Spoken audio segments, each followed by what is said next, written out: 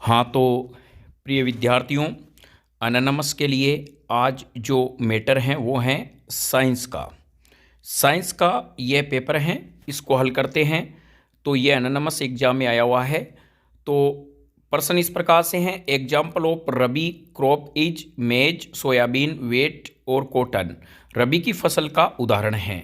तो प्यारे बच्चों, यह ध्यान रखना है, रबी की फसल का उदाहरण है गेहूँ। यानी ये शीतकालीन फसल होती है, शीतकालीन, इसको जो है वो रबी की फसल को सितंबर और अक्टूबर में बोया जाता है। तो ये ध्यान रखें और आंसर है इसका गेहूं। नेत्र का वह भाग जो नेत्र को विशिष्ट रंग प्रदान करता है, the part of I which gives specific colour two eyes is. तो यहाँ पे फर्स्ट ऑप्शन है कॉर्निया, रेटिना, आइरिस, लेंस। तो जो नेत्र को विशेष रंग प्रदान करता है वो होता है परितारिका यानी आइरिस। प्यारे बच्चों, यहाँ ध्यान रखना, रेटिना पर वस्तु का स्पष्ट प्रतिबिंब बनता है। चलिए नेक्स्ट है, पादपों में खाद्य पदार्थ का परिवहन करता है। Food transportation in plant is conduct by xylem, phloem, रंध्र और मूल रोम यानी स्टोमेटा और रूट हेयर। तो यहाँ पर एक शब्द आपको पकड़ना है प्यारे बच्चों, खाद्य पदार्थ। खाद्य पदार्थ को कहते हैं फूड। तो आंसर हो जाएगा हमारा फ्लोएम। क्या हो जाएगा? फ्लोएम। ध्यान रखें, जल व खनिज लवण, जल व खनिज लवण का परिवहन कौन करता है? वाटर और मिनरल्स का परिवहन, ट्रांसपोर्टेशन कौन करता है?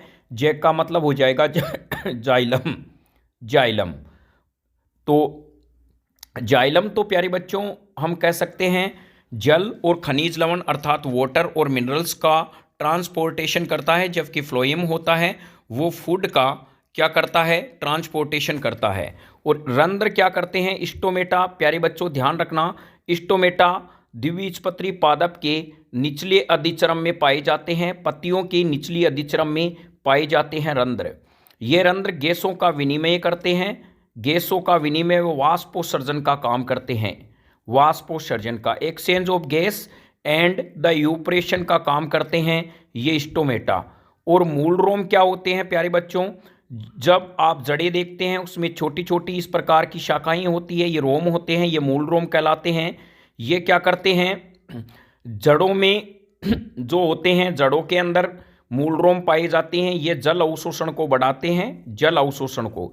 इन्हीं के द्वारा जो भूमिगत जल होता है वो जड़ों में पहुंचता है।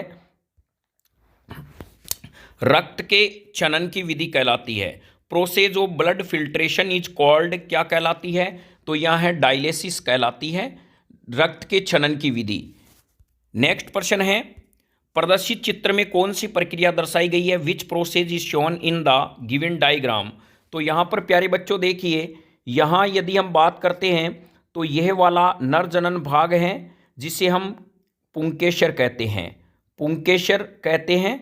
और ये जो वाला भाग है वो है मादा जनन अंग जिसे स्त्री केसर कहते हैं, स्त्री केसर। और ये ध्यान रखें, पुंकेसर में जो पुंकेसर की बात होती है, पुंकेसर की, पुंकेसर में दो भाग होते हैं, एक परागकोश होता है और एक यानी पुतंतु होता है। ये वाला होता है पुतंतु और ये होता है परागकोश, परागकोश।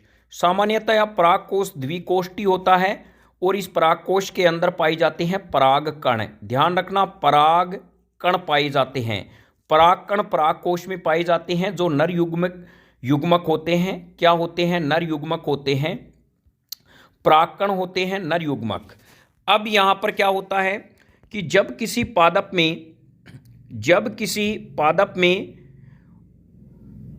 कोई परागकण उसी पादप के यानी उसी पुष्प की वर्तिका पे गिरता है तो ये कहलाता है स्वपरागकण कहलाता है, जिसे सेल्फ पोलिनेशन कहा जाता है। यहाँ पर देखिए एक ही पुष्प है तो यहाँ पे हम कहते हैं जब परागकण उसी पादप के उसी पुष्प की वर्तिका पर गिरता है तो ये स्वपरागकण का उदाहरण है। तो यहाँ पर जो हमारे वाला भाग कीपनुमा होता है इसे वर्तिकाग्र कहते हैं। क्या कहते हैं? वर्तिकाग्र। और ये वाला भाग वर्तिका कहलाता है। ये वाला भाग प्यारे बच्चों हम कह सकते हैं अंडाशय कहलाता है। और अंडाशय के अंदर पाए जाते हैं बीजांड। ध्यान रखें, बीजांड पाए जाते हैं। बीजांड बाद में बीज बनाता है, अंडाशय से फल विकसित होता है, यानी अंडाशय फल का निर्माण करता है, बीजांड बीज का निर्माण करता है, और ये वर्तिकाग्र कीपनुमा होते हैं। इस पर परागकण आके गिरते हैं, अंकुरित होते हैं, फिर इस प्रकार का प्रक्रिया चलती है। तो ध्यान रखें, एक शब्द आता है परागगण। परागकण अलग होते हैं। परागकण प्यारे बच्चों, परागकण तो होते हैं नर युग्मोद्भिद जो परागकोश में पाए जाते हैं। परागगण होता है हम कहें किसी पुष्प का परागकण उसी जाति के पुष्प के वर्तिकाग्र पर पहुंचता है, तो इस घटना को क्या कहते हैं? परागकण कहते हैं, परागगण कहा जाता है। चलिए नेक्स्ट प्रश्न में चलते हैं। लाइकेन में किन जीवों की भागीदारी होती है? विच ऑर्गेनिजम्स पार्टिसिपेट इन लाइकेन? तो हम यहाँ पे कह सकते हैं प्यारे बच्चों, लाइकेन जो होता है वो शैवाल और कवक होता है, यानी एल्गी और फंजाई होता है। ध्यान रखें, लाइकेन को सेक भी कहते हैं, सेक भी कहा जाता है, शैवाल और कवक। यह संबंध सहजीवी होता है, सीवी सहजीवी होता है ऐसा संबंध। इसमें शैवाल क्या करता है? कवक को भोजन देता है, और कवक उसके बदले में प्यारे बच्चों क्या करता है? इसको खनिज लवण और सुरक्षा देता है। शैवाल कवक को भोजन देता है, जबकि कवक इनको क्या करता है? खनिज लवण और पोषण यानी सुरक्षा देने का कार्य करता है शैवाल को। तो ऐसा सहजीवी संबंध कहलाता है।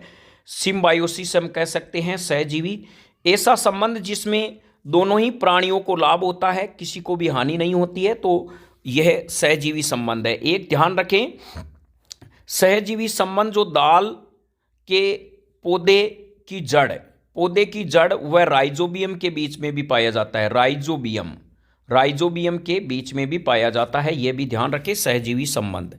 चलिए नेक्स्ट प्रश्न में चलते हैं। नेक्स्ट प्रश्न है, which one is known as a artificial silk? PVC, bakelite, rayon, dacron. तो कृत्रिम रेशा कौन सा है? तो प्यारे बच्चों, यहाँ जब रेशे की बात आती है तो कृत्रिम रेशा यहाँ पे रेयोन होगा। ये कास्ट सेल क्लोराइड, ये ध्यान रखें, पॉलीवाइनिल क्लोराइड पीवीसी होता है। और जो यहाँ पे मैं आपको जूम करके बताता हूँ, बेकेलाइट, ध्यान रखें, बेकेलाइट का प्रयोग प्यारे बच्चों यहाँ पे लाइट में, लाइट शब्द आता है तो हमारे स्विच बोर्ड बने हुए होते हैं, और जो फ्रेश का जो हैंडल बना हुआ होता है प्लास्टिक का, वो बेकेलाइट का बना हुआ होता है। प्लस हम कह सकते हैं हमारे कुकर का जो हैंडल बना होता है वो बेकेलाइट का होता है। रेयोन, यह क्या होते हैं? रेयोन प्यारे बच्चों ध्यान रखना, ये कास्ट सेलुलोज से प्राप्त किया जाता है। डेक्रोन को हम टेरिलिन भी कहते हैं, क्या कहते हैं? टेरिलिन भी कहा जाता है। चलिए नेक्स्ट प्रश्न में, who has discovered the blood circulatory system? रक्त परिसंचरण की खोज किसने की थी? तो रक्त परिसंचरण की खोज की थी विलियम हार्वे ने। रक्त परिसंचरण की क्या की थी प्यारे बच्चों? खोज की थी विलियम हार्वे ने। और चार्ल्स बेबेज ने सर्वप्रथम जो है चेचक का टीके का आविष्कार किया था। चेचक का टीका है वो चार्ल्स बेबेज ने बनाया था। फिर है फ्रीजिंग मिक्सचर इज, हिमकारी मिक्सचर हैं। हिमकारी मिक्सचर का मतलब होता है जो किसी चीज़ को ठंडा रखता है। प्यारे बच्चों, आपने आइसक्रीम में बेचते हुए कभी यहाँ पे पेटियाँ देखी होगी जिसमें आइसक्रीम होता है, इधर बर्फ़ प्लस नमक मिला हुआ होता है। क्या होता है? नमक। ये इस आइसक्रीम को पिघलने नहीं देता है, तो हिमकारी मिश्रण में आ जाएगा बर्फ़ और नमक। चलिए, यानी हम कह सकते हैं ice and salt is known as a freezing mixture. Phenolphthalein सारीय माध्यम में कैसा रंग देता है? Which colour is given by the phenolphthalein in the basic medium? कौन सा कलर देता है? चलिए प्यारे बच्चों, इसके बारे में देखते हैं। तो ध्यान रखें, क्षारीय विलयन। क्षारीय विलयन क्या होते हैं? ऐसे विलयन जिनके पीएच का मान प्यारे बच्चों 7 से ज़्यादा होता है, वो क्षारीय विलयन कहलाते हैं। और जो फिनोफ्थलीन है, जिसको शॉर्ट में पीएच भी कहते, यानी फिनोफ्थलीन इस प्रकार से लिख सकते हैं, पीएच। यह फिनोफ्थलीन क्या होता है प्यारे बच्चों? क्षारीय माध्यम में गुलाबी रंग देता है। कैसा रंग देता है? गुलाबी रंग देता है, गुलाबी रंग देता है। और अम्लीय माध्यम में क्या होता है? अम्लीय माध्यम का मतलब होता है ऐसा विलयन जिसके पीएच का मान 7 से कम होता है, वो अम्लीय माध्यम कहलाता है। इसमें यह रंगहीन होता है। कैसा होता है? रंगहीन होता है। तो विकल्प के अनुसार हमारा आंसर हो जाएगा पिंक कलर। फिनोफ्थलीन क्या करता है? यानी ये ध्यान रखना, पिंक का मतलब क्षारीय माध्यम में गुलाबी रंग देता है। फिर है प्यारे बच्चों, the example of the self combustion is carbon, phosphorus, petrol और डीजल। स्वतः दहन का उदाहरण है। तो इसका मतलब है प्यारे बच्चों फास्फोरस क्या होता है, बहुत ज़्यादा सक्रिय होता है, वो भी है वाइट फास्फोरस। वाइट फास्फोरस होता है, ये अपने आप आग पकड़ लेता है, इसीलिए इन्हें सौता दहन कहते हैं। और इनका ज्वलन ताप कम होने से ये अपने आप आग पकड़ लेते हैं, इसीलिए प्यारे बच्चों वाइट फास्फोरस को जल में डुबो के रखा जाता है, जिससे ये वायु के संपर्क में नहीं आए और आग नहीं पकड़े। नेक्स्ट है यहाँ पर match column first and with column second which of the flowing option does not have A correct match. यानी यहाँ पर दिया गया है निम्नलिखित कॉलम में फर्स्ट और सेकंड का मिलान कीजिए, कौन से विकल्प का मिलान सही नहीं है। तो यहाँ पर कुछ फॉर्मूले दिए गए हैं, उनका मिलान करना है। कार्बन मोनोऑक्साइड का फॉर्मूला CO होता है प्यारे बच्चों। जल का बिल्कुल सही दिया हुआ है, H2O है। इसको लिखने का थोड़ा सा किसने तरीका बदल दिया, H2O एकदम सही है। कार्बन डाई जो हमारे पास में ऑक्साइड है उसका फॉर्मूला CO2 है और सल्फर डाइऑक्साइड का SO2 है। तो विकल्प के अनुसार यदि हम देखें तो H जो जल का फॉर्मूला होता है H2O होता है, इसमें दिया हुआ है HO2। तो यहाँ पे यह मेल नहीं खाता, तो हमारा विकल्प क्या होगा, वाटर का फॉर्मूला है वो गलत होगा। दूसरा विकल्प क्या होगा इसके अनुसार, यानी यह विकल्प है जिसमें फॉर्मूला गलत है। The process of depositing the layer of one metal on another with the help of electricity is called oxidation, nitration, electroplating and neutralization। विद्युत की सहायता से एक धातु पर अन्य धातु की परत को चढ़ाने का कहलाता है। तो प्यारे बच्चों यहाँ ऑप्शन है विद्युत लेपन कहलाता है। क्या कहलाता है, विद्युत लेपन कहते हैं। फिर है acid found in the Indian गोसेब्री।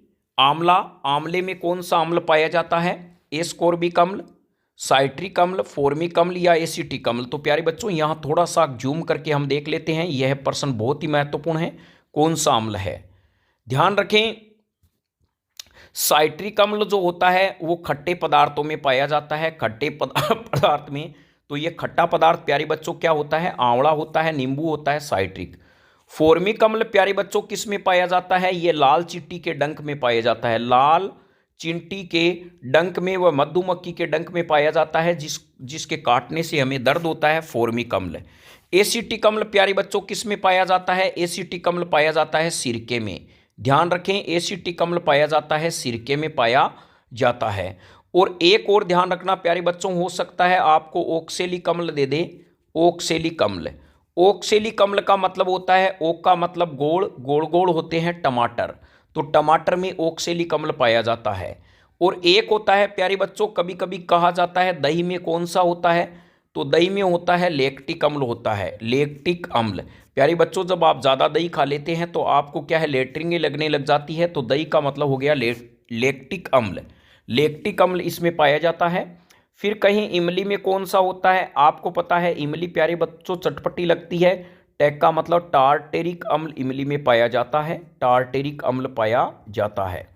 चलिए नेक्स्ट चलते हैं। नेक्स्ट प्रश्न है वो discovered magnetic field of electric current, विद्युत धारा का चुंबकीय प्रभाव किसके द्वारा खोजा गया था।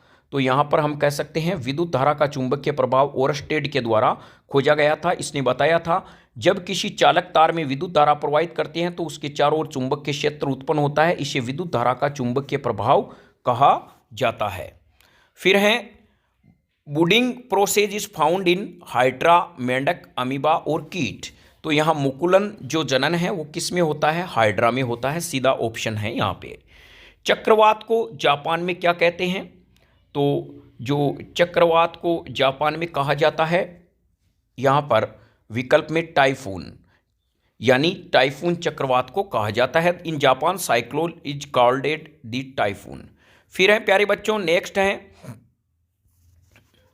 Chemical formula of rust is, जंग का रासायनिक सूत्र है। तो ध्यान रखें जंग का रासायनिक सूत्र Fe2O(H2O) होता है, यह इसका करेक्ट फॉर्मूला है। तो यहाँ पर इसके अनुसार विकल्प में एक हो जाएगा, जंग का रासायनिक सूत्र Fe2O और 3 आयरन ऑक्साइड। एक प्यारे बच्चों ध्यान रखें जंग लगने के लिए निम्न 3 चीज़ें चाहिए लोहे पे जंग लगने के लिए, एक तो लोहा चाहिए, एक वायु चाहिए और एक नमी चाहिए। तो ये 3 चीज़ें लोहे पर जंग लगने के लिए आवश्यक हैं। यदि इनमें से कोई एक चीज़ नहीं है तो लोहे पे जंग नहीं लगती, लोहा तो होना ही चाहिए, जब लोहा नहीं है तो जंग कैसे लगेगी। एक और ध्यान रखना निर्वात में लोहे पर कभी भी जंग नहीं लगती है, यानी वैक्यूम में कभी भी रस्टिंग ऑफ आयरन नहीं होता है। मछलियां किस अंग से श्वसन करती है? Which organs is use to respiration in the fishes? तो यहाँ पे ऑप्शन है प्यारे बच्चों गिल्स के द्वारा। तो नेक्स्ट चलते हैं प्रश्न में। Digestive juice of stomach work in which medium? आमाशय का पाचक रस किस माध्यम में कार्य करता है? तो ध्यान रखें यह थोड़ा सा सोचने की बात है। हमारा आमाशय प्यारे बच्चों जे आकृति का होता है।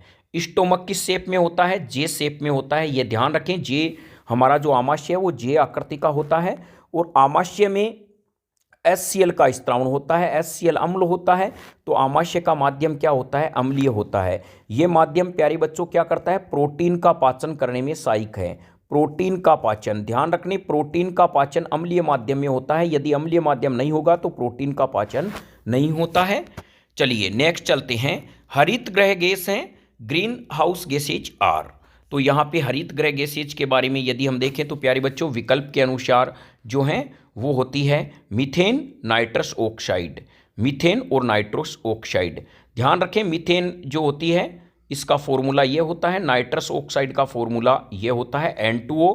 इसे हास्य गैस भी कहते हैं, हास्य गैस। एक बार यदि आप इसे सूंघ लेते हैं तो बार बार आपको हंसी आती है। N2O इसका फॉर्मूला है। और हरित गृह के लिए मुख्य उत्तरदायी गैस होती है वो कार्बन डाइऑक्साइड होती है। ध्यान रखें प्रश्न में आ जाइए हरित गृह के लिए यानी ग्रीन हाउस के लिए मुख्य उत्तरदायी गैस कौन सी है? CO2 है। नेक्स्ट प्रश्न में है कौन सी हड्डी हाथ से संबंधित है? Which bone is related to hand? यहाँ पे हाथ से जो संबंधित होगी प्यारे बच्चों, यहाँ पे ह्यूमरस जो होता है, हुमेरस जो होती है वो हाथ से संबंधित होती है। फीमर हमारी जांघ से संबंधित होती है, यानी हम कह सकते हैं यह शरीर की सबसे बड़ी हड्डी है। टीबिया फिबुला भी हमारे पैर से संबंधित है। तो हुमेरस जो होती है वो हमारे हाथ से संबंधित है। फिर है in the plant after fertilization the ovary developed into. पादप में निषेचन के पश्चात अंडाशय से विकसित होता है। प्यारे बच्चों बहुत ही अच्छा प्रश्न है। फ्रूट विकसित होता है। बीजांड से यदि आपको कहा जाए बीजांड से क्या विकसित होगा? बीजांड से बीज विकसित होगा और अंडाशय से फल। फिर है निम्न में से रासायनिक परिवर्तन नहीं है। Which one is not in chemical change? प्यारे बच्चों ध्यान रखना रासायनिक परिवर्तन में क्या होता है? ए पदार्थ एक बार बी में कन्वर्ट हो जाता है तो वापस बी में ए नहीं बनता है, यानी इसमें नया पदार्थ बनता है। यह रासायनिक परिवर्तन होते हैं। तो देखिए कागज का जलना बिल्कुल रासायनिक परिवर्तन नहीं है। तो रासायनिक परिवर्तन है ये, एक बार कागज जल गया तो फिर वापस कागज नहीं बनेगा, बर्निंग ऑफ पेपर। दूध से दही का बनना, making of curd from the milk, यह भी है। लोहे पर जंग का लगना बिल्कुल है, रस्टिंग ऑफ आयरन, एक बार लोहे पे जंग लग जाती है तो लोहा खराब ही होता है। और मेल्टिंग ऑफ वैक्स यानी मोम का पिघलना, यह रासायनिक परिवर्तन नहीं है। लेकिन एक बात ध्यान रखें प्यारे बच्चों, यदि आ जाए मोमबत्ती का जलना, मोमबत्ती का जलना, मोमबत्ती का जलना प्यारे बच्चों ध्यान रखना मोमबत्ती का जो जलना है वो भौतिक और रासायनिक परिवर्तन दोनों ही हैं। भौतिक व रासायनिक परिवर्तन दोनों ही हैं। ये प्रश्न बहुत बार आता है। मोमबत्ती का जलना क्या है? देखिए शब्द आ गया जलना, यह है भौतिक व रासायनिक दोनों, क्योंकि जब मोमबत्ती जलती है तो पहले पिघलती है, बाद में वो जलती भी है, उसके अंदर जो बत्ती लगी रहती है। तो यहाँ पर आप ध्यान रखना यानी जब किसी भी शब्द के पीछे पिघलना शब्द आ जाए, पिघलना आ जाए, मिलना आ जाए, मिलना आ जाए, घुलना आ जाए, और यदि हम कहें कि फटना आ जाए यानी जैसे कागज का फटना, ये सभी भौतिक परिवर्तन हैं। और जैसे यानी पीसना, जैसे गेहूं का पीसना, ये भौतिक परिवर्तन है। यदि किसी शब्द के अंत में प्यारे बच्चों जलना शब्द आ जाता है या हम कहीं दहन शब्द आ जाता है तो यह हमारे पास में कौन सा परिवर्तन है? भौतिक परिवर्तन यानी रासायनिक परिवर्तन है। तो चलिए नेक्स्ट प्रश्न में चलते हैं। कमरे के ताप पर द्रव्य अवस्था में पाई जाने वाली अधातु है। Non metal found in liquid stage at the room temperature is. तो हमारे पास में जो विकल्प के अनुसार होगा, कमरे में द्रव्य अवस्था में पाई जाने वाली अधातु है, अधातु एकमात्र अधातु है ब्रोमीन। ध्यान रखें पारा एकमात्र ऐसी धातु है जो द्रव्य अवस्था में पाई जाती है और अधातु है ब्रोमीन। फिर है किस समरूप कोशिका या अन्य जीवित भाग या संपूर्ण जीव को क्रमिक रूप से उत्पन्न करने की प्रक्रिया कहलाती है? The process of artificially producing an identically cell or other living part or whole organism is called, क्या कहलाता है? तो यहां देखिए, किसी समरूप कोशिका या अन्य जीवित भाग अथवा संपूर्ण जीव को कृत्रिम रूप से उत्पन्न करने की प्रक्रिया क्या कहलाती है प्यारे बच्चों? क्लोनिंग कहलाती है। क्या कहलाती है? यदि किसी छोटे भाग से हम पूरा का पूरा जीव बनाते हैं वो क्लोनिंग कहलाती है। उसमें ध्यान रखना, क्लोनिंग की विशेषता होती है, इसमें जो संतति होती है वो जनक के एकदम बिल्कुल होती है, 100% आकार की, और जननिक जो जेनेटिक रूप से जो हैं वो एकदम समान होती है। फिर प्यारे बच्चों हैं थर्मोसेटिंग प्लास्टिक का उदाहरण है। तो ध्यान रखें, यहाँ पर एक आप याद रखें, थर्मोप्लास्टिक। थर्मोप्लास्टिक, जिस प्लास्टिक के पीछे पोली शब्द आ जाता है वो थर्मोप्लास्टिक है, जिनके पीछे पोली शब्द नहीं आता है वो थर्मोसेटिंग है। तो बताइए, आप खुद बता दीजिए, मेलामाइन में क्या होता है? पोली शब्द नहीं आता है, ये थर्मोसेटिंग है। एक और थर्मोसेटिंग प्लास्टिक है, वो है बेकेलाइट। बेकेलाइट, तो बेकेलाइट का उपयोग तो मैंने बता दिया। मेलामाइन का उपयोग होता है प्यारे बच्चों, आग बुझाने वाले कर्मचारी मेलामाइन के ही कपड़े पहनते हैं। निम्न में से कौन सा सही नहीं है? 80 डेसिबल से अधिक प्रबल शोर शरीर के लिए कष्टदायक होता है।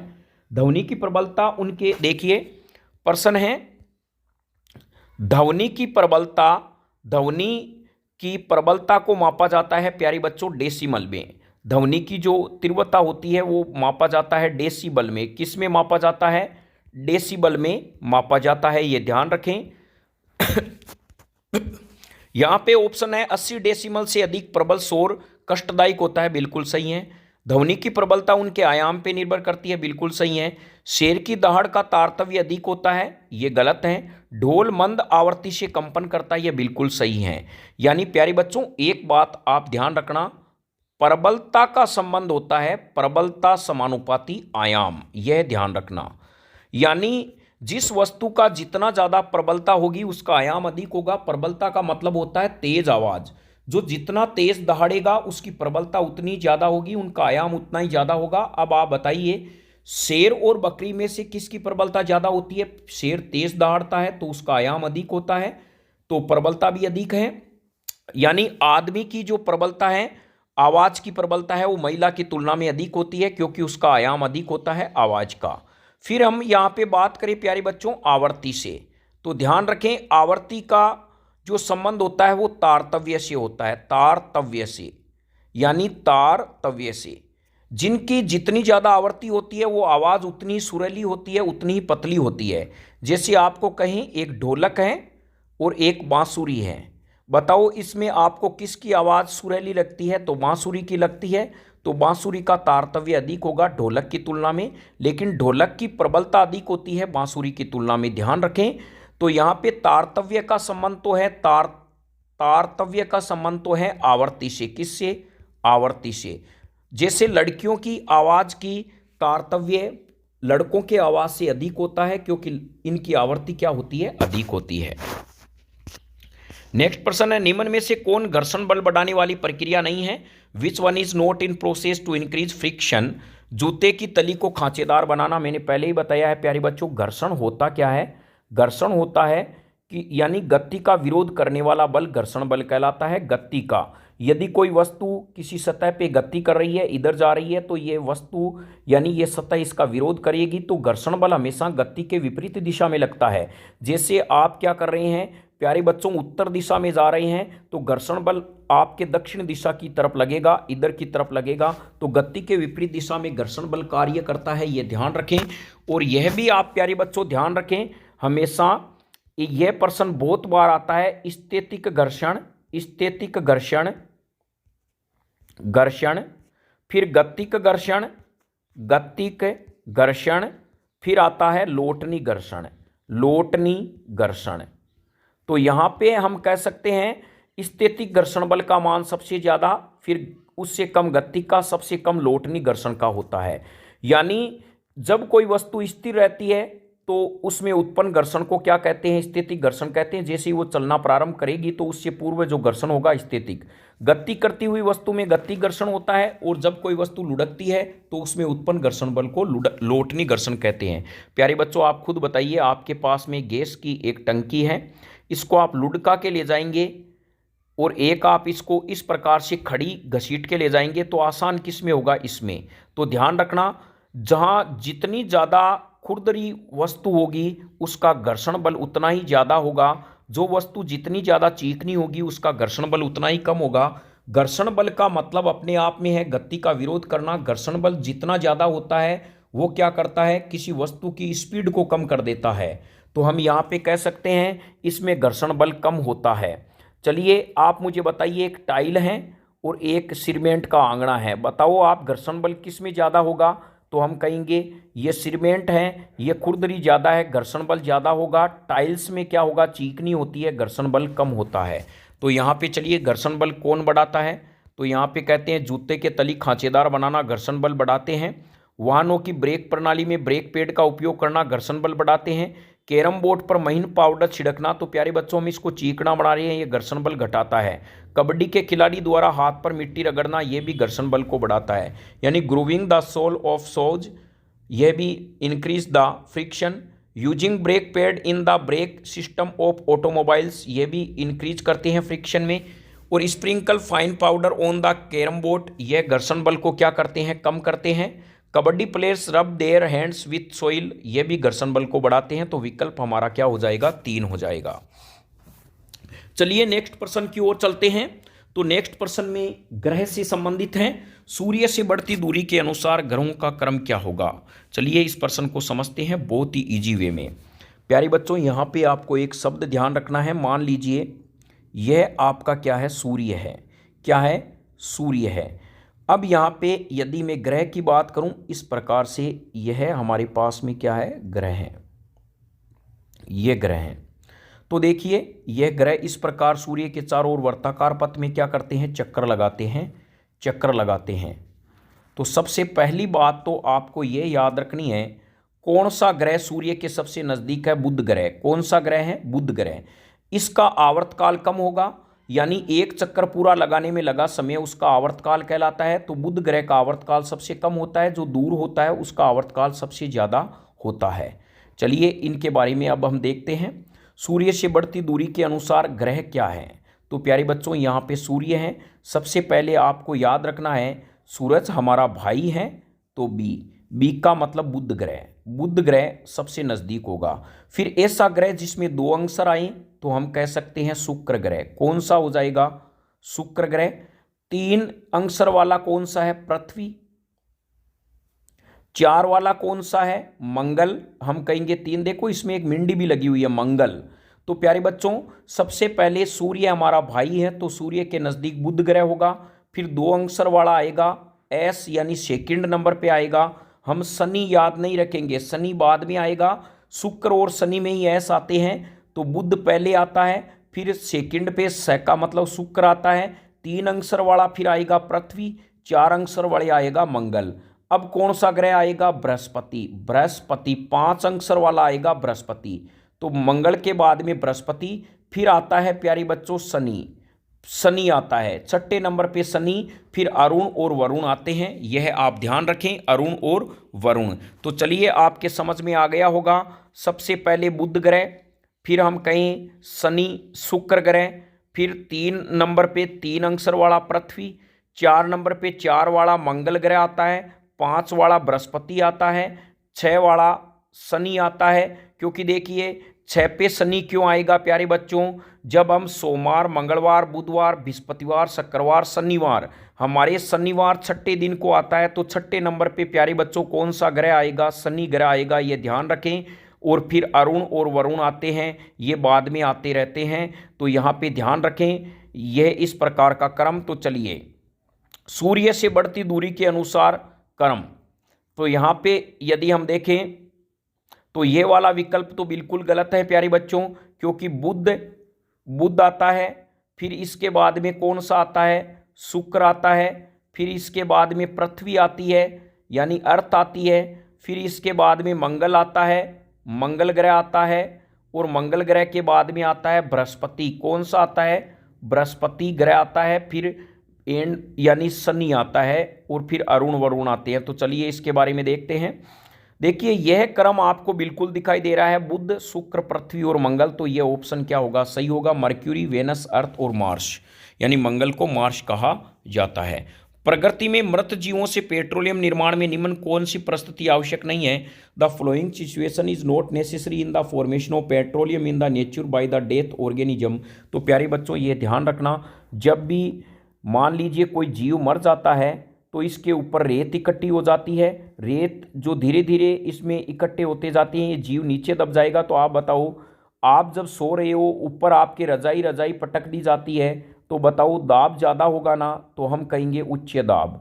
अब जब आप अंदर की तरफ दबे हुए हैं, कभी आपने देखा होगा जब आप किसी खड्डे में रहते हैं या होद के अंदर घुस जाते हैं तो तापमान अधिक होता है, तो नीचे उच्च दाब और उच्च ताप। और जब इतनी रजाइयाँ आपके ऊपर डाल देते हैं, आपको क्या ऑक्सीजन मिलेगी? आप कहोगे नहीं, बिल जल्दी हटाओ नहीं तो मैं मर जाऊंगा। तो वायु की अनुपस्थिति, यही ऐसे कोयले में होता है। यानी जब मृत जीवों का अवशेष नीचे दब जाता है तो बहुत समय बाद में क्या हो जाता है, इसके ऊपर रेत गाद इकट्ठी हो जाती है। तो उच्च दाब उच्च ताप वायु की अनुपस्थिति से ये क्या होते हैं, जीवाश्म में बदल जाते हैं। तो यहाँ पे विकल्प चलिए देखते हैं। वायु की अनुपस्थिति बिल्कुल सही है, उच्च ताप सही है, उच्च दाब जल की उपस्थिति यह गलत है। तो पेट्रोलियम निर्माण में कौन सा आवश्यक नहीं है? एब्सेंस ऑफ एयर बिल्कुल रिक्वायर्ड है, हाई टेम्परेचर रिक्वायर्ड है, प्रेजेंस ऑफ वाटर ये रिक्वायर्ड नहीं है, हाई प्रेशर रिक्वायरमेंट है। और जीवाश्म ईंधन के उदाहरण है फॉसिल फ्यूल के, ध्यान रखें पेट्रोलियम, कोयला यानी कोल, वह पेट्रोलियम जो गैस होती है वो होती है। फिर है प्यारे बच्चों नेक्स्ट प्रश्न है, do the during the a hands storms thunders storms lie on ground, carry on umbrella, sit in the open field, if in a forest, take shelter under a shorter tree. यानी तड़ित जंजा के समय क्या करें? यानी जमीन पर लेटें, छाता लेकर चलें, भैया छाते के साथ आप खुद उड़ जाओगे। खुले मैदान में बैठें, यदि वन में है तो छोटे वृक्ष के नीचे शरण ले लें। तो तड़ित जंजा के समय हमें जमीन पर क्या हो जाना चाहिए, लेट जाना चाहिए। चलिए नेक्स्ट प्रश्न है, न्यूटन की डिस्क किससे संबंधित है? Which one is related to Newton disc? Gravitational force, magnetic force, 7 colours of light and law of motion. तो प्यारे बच्चों आप न्यूटन की डिस्क का मतलब है, आपने कभी कोई सीडी देखी होगी, इसको सूर्य के प्रकाश में देखते हैं तो इसमें अलग अलग प्रकाश दिखाई देता है, वही न्यूटन डिस्क से संबंधित है। तो प्रकाश के 7 रंग, 7 कलर ऑफ लाइट। भारत का प्रथम आरक्षित वन है, कौन सा है भारत का प्रथम आरक्षित वन? अब ये जो प्रश्न है इनको हम लेके आएंगे सामाजिक विज्ञान में। और मीटर प्रति सेकंड अंतर्राष्ट्रीय मात्रक है। मीटर प्रति सेकंड प्यारे बच्चों यहाँ अंतर्राष्ट्रीय मात्रक है चाल का, स्पीड का, यानी अंतर्राष्ट्रीय मात्रक है, या हम कह सकते हैं मूल मात्रक भी कहलाते हैं। तो उम्मीद करते हैं आज आपके ये विज्ञान के जो प्रश्न है वो समझ में आ गए होंगे।